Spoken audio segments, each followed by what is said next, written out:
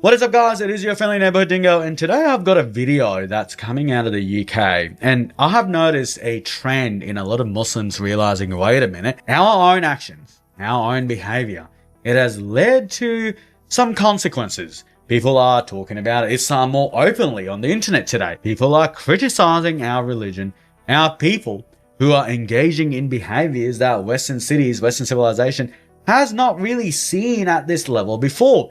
They are seeing that compared to all other types of immigrants, the Islamic world is sending out immigrants who want to come into these cities and create the same places that they left.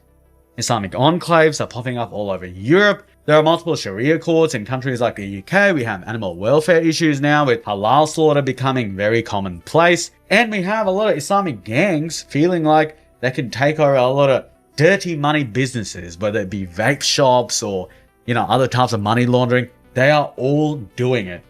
And so a lot of these countries, they are essentially seeing the right wing. If you ask the mainstream media, it's probably a far right uprising.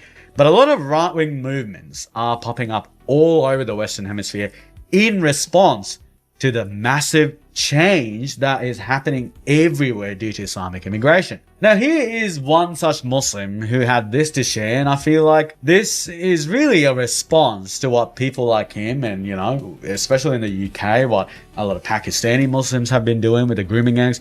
This is all a response to, remember, this did not happen out of the vacuum. Let's have a listen. Today is a reality check moment for the Muslims living in the UK with the rise of reform up and down the country.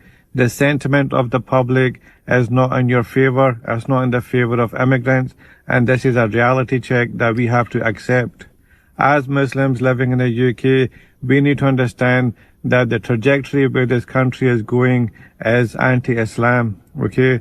So we cannot complain too much about it because we were supposed to be as guests living in the house, and the host can change the rules at any time. So we cannot complain because at the end of the day, we have our own houses, we have our own lands. So we were supposed to be in the UK and the West temporarily as economic migrants to make our money, and we were supposed to leave these lands and go back to our own lands.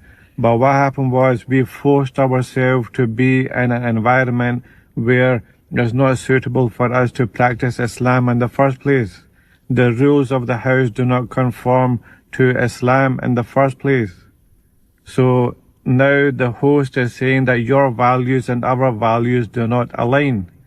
So the Muslims now need to understand that in order for you to preserve your Islam, your morality, your dignity, you have to now move back to your own lands. This is the highlight. This is a real issue that we need to understand now, that we need to talk about this elephant in the room now.